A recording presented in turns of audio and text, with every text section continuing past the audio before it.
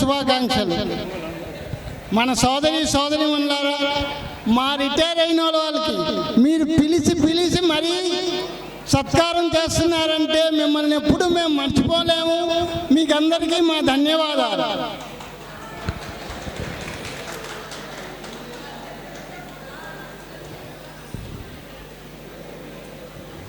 ప్రతి సంవత్సరం ఇలాగే ఉగాది పండుగ చేసుకుందాం, అందరం కలిసి ఉందాం. తప్పకుండా మళ్ళీ వచ్చే సంవత్సరం మళ్ళీ కలుసుకుందాం. ధన్యవాదాలు. Thank you master. అలాగే కొత్తగా రిటైర్ అయిన యూత్ బాలకృష్ణ, మన యుబిఎన్ రావు గారు కానీ అమీర్ మాస్టర్ కానీ ఏమన్నా మాట్లాడతారా?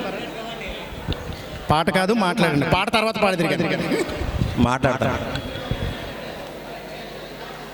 అందరికీ ఉగాది శుభాకాంక్షలు. ఈ రన్నింగ్ స్టాప్ తెలుగు సౌరభం వారి అందరికీ నా ధన్యవాదాలు. మీ రిటైర్మెంట్ అయిన ప్రతి సంవత్సరం ఎవరైనా అయినా కూడా ఇక్కడ పిలిచి ఇట్లాంటి ఇచ్చేసినందుకు చాలా ధన్యవాదాలు. ముఖ్యంగా ఈ రన్నింగ్ స్టాప్ రిటైర్మెంట్ ఏంటంటే సెకండ్ లైఫ్. ప్రతి ఒక్కరు ఇంత కష్టపడి తెల్లారులేసి వాళ్ళతో పాటు వాళ్ళు ఇంట్లో కూడా కష్టపడి మనకి అన్ని విధాలుగా సహాయం చేస్తూ మనం కూడా అంత కష్టపడి ఇంత దీనికి వచ్చి రిటైర్మెంట్ అయిన తర్వాత వచ్చిందంటే మనది ఇది సెకండ్ లైఫ్. ఇలాగే ప్రతి సంవత్సరం మనం ఉగాది పండుగ చేసుకోవాలని అందరినీ కోరుకుంటున్నాను. ధన్యవాదాలు. Thank you master. అమీర్. ప్రియ స్నేహితుల కుటుంబస్తులందరూ కూడా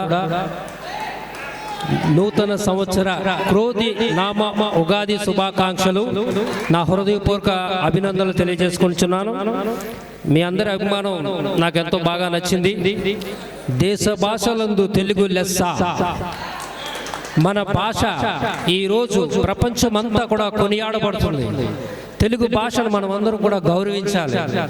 దాన్ని ఎప్పటికీ కూడా గౌరవిస్తూనే జీవించాలి. అది మనకు ఒక ఆశీర్వాదం అన్నమాట, ఎందుకంటే మన మాతృభాషది. అయితే ఈ ఉగాది వేడుకలు మరి ఎల్లప్పుడూ కూడా జరుపుకోవాలని నా హృదయపూర్వకంగా కోరుచున్నాను.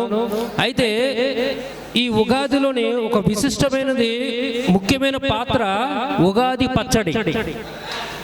ఉగాది పచ్చడిలో ఉన్నంత జ్ఞానం మరి ఎక్కడ ఉండదు. ఉగాది పచ్చడిలో అనేకమైన రుచులు దాగి ఉన్నాయి. పులుపు, కారము, ఉప్పు, తీపి, ఇంకా వగరు, చేదు, అనేక రుచులు ఉన్నాయి. ఈ రుచులు ప్రతి రుచికి ఒక అర్థం ఉండదు.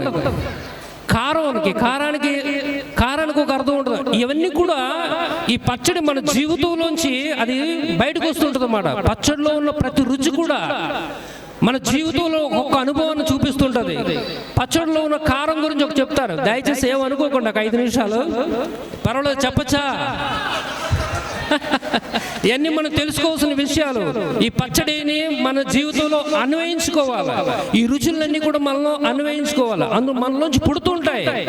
అయితే పుట్టినాటిలోంచి మంచి వాటిని మనం బాగా అలవాటు చేసుకోవాలి, చెడ్డ వాటిని బయటకు పెట్టేయాలి. అందులోని కారం నోటికి తగిలినట్టు ఏమనిపిస్తుంది? మనకి దాహం అనిపిస్తుంది. ఎంత తాగినా దాహం తీరదు. కారానికి సాదృశ్యం ఏంటంటే కోపం. ఒక్కసారి మన శత్రువు మీద కానీ, మన మిత్రుడి మీద కానీ, మన కుటుంబస్తుల్లో కానీ కోపపడి ఏదన్నా తప్పు చేస్తే ఏం జరుగుతుంది? కోపపడి మనం ఎవరన్నా పొరపాటును గట్టి కొడిసాం, ఆడు చచ్చిపోయాడు అనుకోండి, అప్పుడు మనకేమవుతుంది? మనకి జైల్లో పెడతారు, జీవిత ఖైదు శిక్ష చేస్తారు. నువ్వెంత డబ్బు ఖర్చు పెట్టినా సరే దాంట్లోంచి నువ్వు బయటికి రావు. అదే కారం నోటికి తగిలినప్పుడు నువ్వెంత తాగినా సరే ఆ కారం తీరదు. ఈ కోపం వల్ల వచ్చే ఆ ప్రాబ్లం ఏంటంటే మనుషులకు దూరం అయిపోతాం, కుటుంబస్తులకు దూరం అయిపోతాం, స్నేహితులకు దూరం అయిపోతాం. సో ఆ కారాన్ని మనం విడిచిపెట్టాలి. తీపిని మనం అన్వయం చేసుకోవాలి. తీపి ఎంతో ఇష్టమైనది. అదేవిధంగా మన జీవితంలో ప్రేమను మనం పొందుపరుచుకోవాలన్నమాట. ప్రేమిస్తే తీపి ఎంత మధురంగా ఉంటుందో దానికన్నా మధురంగా ఉంటుంది ప్రేమ. ప్రేమ ఉంటే మీలో సహనం కలుగుతుంది. ప్రేమ ఉంటే మీలో కోపాన్ని తొలగించేస్తుంది. ప్రేమ ఉంటే మంచి అభిమానాన్ని మీలో కలుగు చేస్తుంది. మనం అందరూ ప్రేమించుకోవాలి, స్నేహితులా భావించాలి. ఎటువంటి ఎవరి మీద ఈర్ష, పగ, ద్వేషములు ఏమీ పెట్టుకోకూడదు. మంచిగా జీవిస్తూ ప్రేమగా జీవిస్తే మంచి ఆరోగ్యం, మనకి మంచి ఆశీర్వాదం, మన కుటుంబస్తులకి, మన బిడ్డలకు అందరూ కూడా మంచి ఆశీర్వాదాలు కలుగుతాయని నేను నమ్ముచున్నాను. నా జీవితంలో జరిగాయి, నేను అనుభవిస్తున్నాను. ఇప్పుడు నా మీద ఎవరు కోపడినా సరే నేను ఆ కోపాన్ని విడిచిపెట్టేశాను. నేను ఒకప్పుడు చాలా కోపపడేవాడు నేను కూడా, అయితే దాన్ని విడిచిపెట్టాను. ప్రేమించడం నేర్చుకుంటున్నాను. మనం అందరం ప్రేమించుకుందాం. ప్రేమ చాలా విలువైనది. ప్రేమకు అర్థం దేవుడు. దేవుడు చాలా ప్రేమమయుడు. మనం దేవుణ్ణి ప్రేమించాలి, దేవుణ్ణి కూడా ప్రేమించాలి. దేవుణ్ణి ప్రేమించడం అంటే ఏమీ లేదు, సింపుల్. ఆయన ఆజ్ఞల్ని మనం గైకొనడమే. ఆయన ఆజ్ఞలు ఏమిటి? దొంగతనం చేయకండి, ఎవరిని కొట్టకండి, తిట్టకండి, ఎవరిది ఆశించకండి, సింపుల్. దేవుణ్ణి ప్రేమించడం, మనుషుల్ని ప్రేమించడం అంటే ఒకటే. ఈ 10 కమాండ్స్ ఆచరిస్తే చాలు. దొంగతనం చేయకండి, ఎవరిని తిట్టకండి, కొట్టకండి, మోసం చేయకండి, సింపుల్. మీ అందరికీ కూడా నా హృదయపూర్వక అభినందనలు. మమ్మల్ని గౌరవించినందుకు, అలాగే మా మీ సీనియర్స్ అందరికి కూడా నా హృదయపూర్వక ధన్యవాదాలు. మీ అభిమానం మా అందరి మీద ఉండాలని కోరుకొంచు సెలవు తీసుకొంచున్నాను. Thank you Aamir. సింపుల్గా చెప్పిన జీవన సారాన్ని చాలా క్లుప్తంగా చెప్పేశావు. ఒకప్పుడు భోగి అమీర్, ఇప్పుడు యోగ్గా మారిపోయాడు మాట. భోగ్గా ఉన్నప్పుడు చెప్తే ఎవరు వినకపోవచ్చు, యోగ్గా మారిన తర్వాత చెప్పాడు కాబట్టి అందరం ఆయన చెప్పిన మంచి వాక్యాలని పాటిద్దాం, ఫాలో అవుదాం.